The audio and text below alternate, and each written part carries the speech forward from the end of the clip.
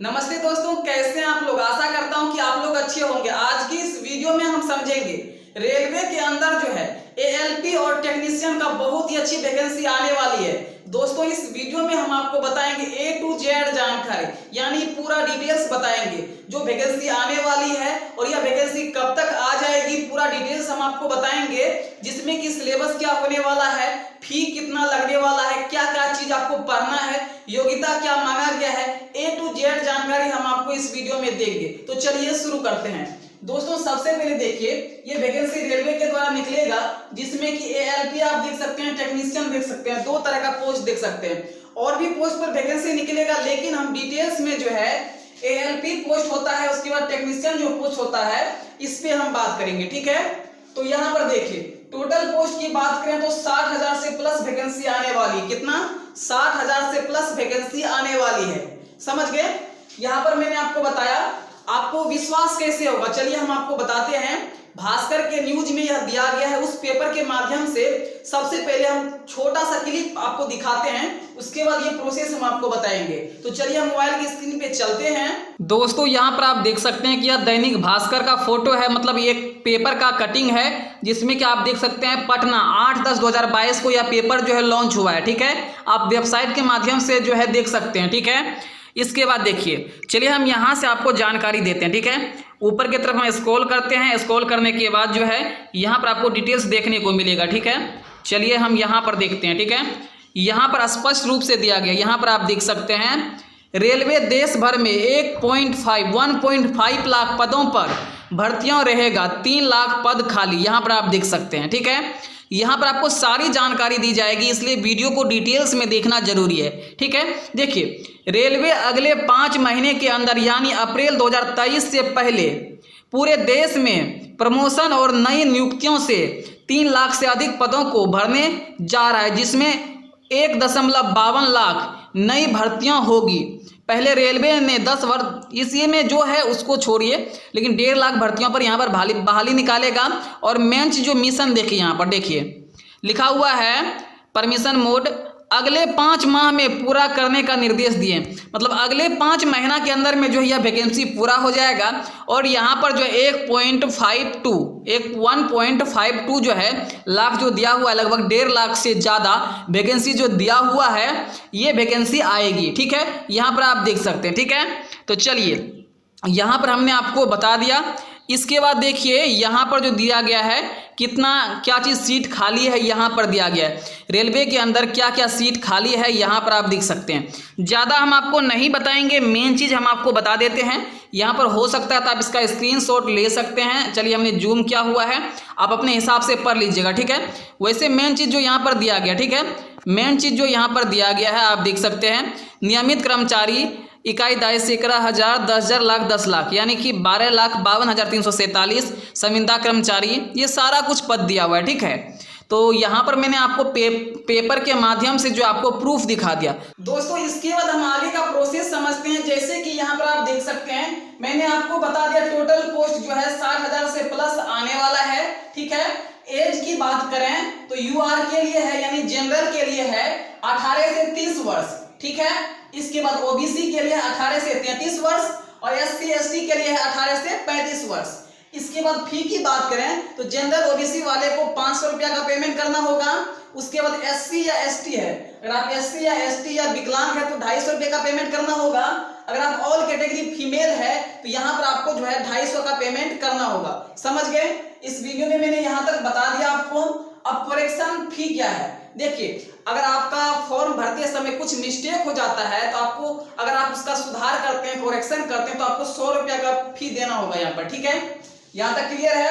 Qualification की बात करें तो यहाँ पर आप ध्यान से समझिएगा, ये जो पहला, ये दोनों क्वालिफिकेशन है। ठीक है, टेक्नीशियन और एएलपी, यहाँ पर आप देख सकते हैं एलपी और टेक्नीशियन 2 पोस्ट है, तो दोनों पोस्ट का यहाँ पर दिया गया। ठीक है, अगर आप एलपी के लिए भरना चाहते हैं या टेक्नीशियन के लिए भरना चाहते हैं, ठीक है, तो दोनों में ये पोस्ट शामिल है। देखिए, 10+2 मतलब आपका 10वीं क्लियर होना चाहिए, साथ ही साथ आईटीआई क्लियर होना चाहिए, तो आप टेक्नीशियन और एएलपी का फॉर्म भर सकते हैं। ठीक है, दूसरा है, अगर 10th और आईटीआई क्लियर नहीं है, अगर आपने जो है डिग्री किया हुआ है, डिग्री यानी किस में, डिप्लोमा में, देखिए डिग्री किया हुआ है डिप्लोमा इन इंजीनियरिंग यहाँ पर आप देख सकते हैं डिप्लोमा इन इंजीनियरिंग, इनसे अगर क्या हुआ है तो आप टेक्नीशियन और एएलपी दोनों का फॉर्म भर सकते हैं।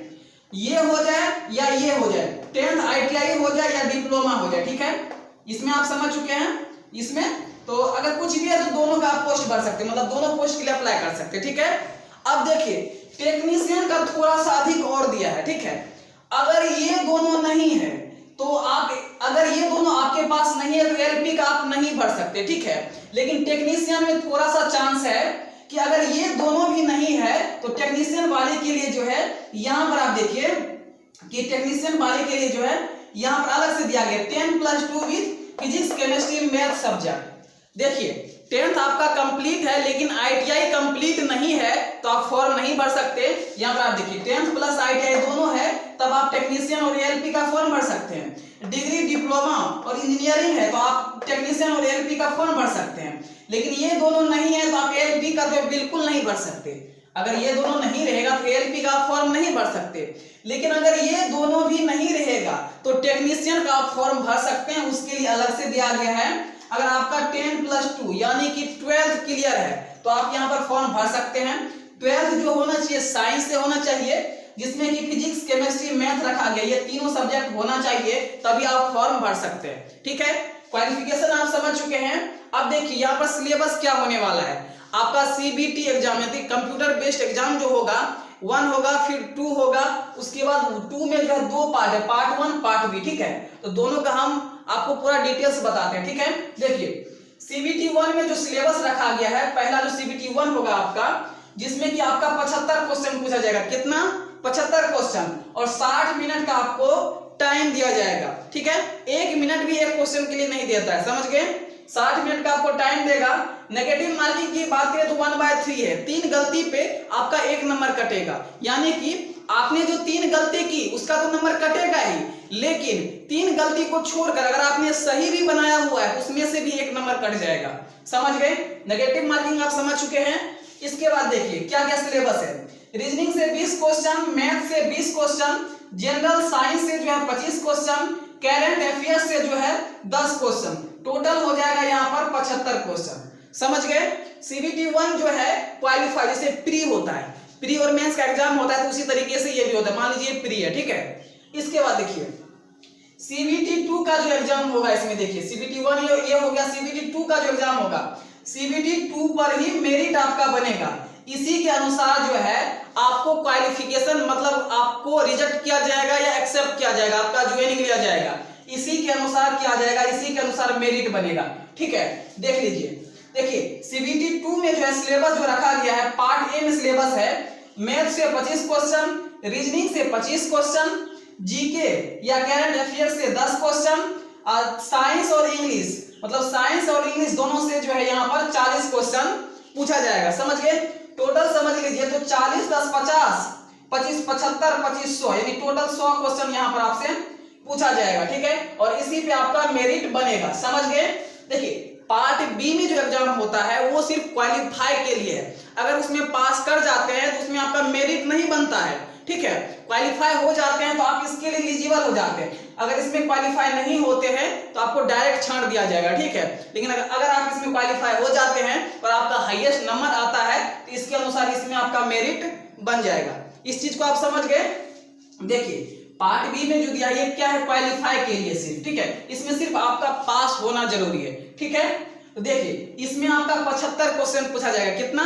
75 क्वेश्चन। 60 मिनट आपको क्या दिया जाएगा, टाइम दिया जाएगा, 60 मिनट आपको टाइम दिया जाएगा, ठीक है। इसके बाद देखिए ट्रेड रिलेटेड क्वेश्चन, ये जो पार्ट बी में जो होगा वो होगा ट्रेड रिलेटेड, मतलब जैसे कि आप आईटीआई किए हुए तो आईटीआई में बहुत सारा ट्रेड होता है, इलेक्ट्रिशियन से होता है, टेक्नीशियन से होता है, फीटर से होता है, बहुत सारा होता है। यहाँ पर मैं 2 पोस्ट का बता रहा हूँ, और भी पोस्ट के लिए वैकेंसी आएगी, ठीक है। उसका डिटेल हम सेपरेट वीडियो में बनाएंगे जब फुल नोटिफिकेशन आ जाएगा, ठीक है, समझ गए। तो और भी पोस्ट के लिए होता है, तो वही जो पोस्ट होता है, मतलब आईटीआई जो होता है उसमें जो ट्रेड होता है, तो ट्रेड में जो भी एग्जाम होता है ट्रेड से रिलेटेड ही क्वेश्चन आपका होगा, ठीक है। और जिसमें कि आपको जो है अगर आप एएलपी का फॉर्म भर रहे हैं, अगर आप एएलपी का फॉर्म भर रहे हैं तो कम से कम 42 नंबर आना चाहिए, 75 में से 42 आना चाहिए। अगर आप टेक्नीशियन का फॉर्म भर रहे हैं तो कम से कम आपका 25 ऐसे करके दिया हुआ, इतना आना चाहिए, ठीक है। और देखिए 35% इसमें दिया गया, ठीक है। तो समझ गए, यहाँ पर हमने आपको पूरा डिटेल समझा दिया, सिलेबस भी समझा दिया क्या और कैसे होगा, और यहाँ पर जो है टोटल पोस्ट, एज, फी, करेक्शन चार्ज क्या लगेगा, क्वालिफिकेशन क्या होगा, सब कुछ बता दिया। अब बात आती है जॉब प्रोफाइल। देखिए अगर आप इसमें क्वालिफाई हो जाते हैं, एक्सेप्ट हो जाते हैं, अगर आपका इसमें ज्वाइनिंग हो जाता है तो आपको जॉब क्या करना होगा। पहला है एएलपी का। तो देखिए एएलपी में जो है जैसे ट्रेन होता है, ट्रेन में 2 ड्राइवर होते हैं, ठीक है, 2 ड्राइवर होते हैं। कभी होता है कि 2 देखने के लिए होता है, अगर एक सो भी जाता है तो एक जो है चलाते रहता है, ठीक है, तो ऑपरेट करने के लिए रहता है। तो 2 ड्राइवर होता है, तो आपको ट्रेन में ड्राइवर के रूप में काम दिया जाएगा, और जो भी होता है बहुत सारा जो है उसी से काम दिया जाएगा, ठीक है। दूसरा है टेक्नीशियन। टेक्नीशियन का जो पोस्ट है, इसमें समझ लीजिए टेक्नीशियन का मतलब हुआ इलेक्ट्रिक चीज से संबंधित। जैसे कि ट्रेन में लाइट होता है, तो लाइट में अगर कुछ प्रॉब्लम आ गया, पंखा में कुछ प्रॉब्लम आ गया, एसी में कुछ प्रॉब्लम आ गया, या ट्रेन में जो जहां पर समझिए इलेक्ट्रॉनिक्स चीज से संबंधित जो कुछ भी ट्रेन में रहता है, उनसे उसमें आपको काम दिया जाएगा, ठीक है। ट्रेन पे जब बैठते हैं तो वहां पर बोर्ड भी रहता है चार्जर लगाने के लिए, तो वो सब बोर्ड का जो है रिपेयरिंग करना, ये करना, वो करना, सारा काम जो है टेक्नीशियन वाले को दिया जाता है। समझ गए। तो इस वीडियो में मैंने आपको पूरा प्रोसेस बता दिया है। अगर आपके मन में कोई भी कंफ्यूजन है तो नीचे कमेंट करके पूछ सकते हैं। और ये जो वैकेंसी जो है अप्रैल 2023 तक में जो है आ जाएगी, ठीक है। और मैंने आपको पेपर का प्रूफ भी दे दिया है, ठीक है। फिलहाल इस वीडियो में इतना ही, फिर मिलते हैं अगले वीडियो में, तब तक के लिए धन्यवाद।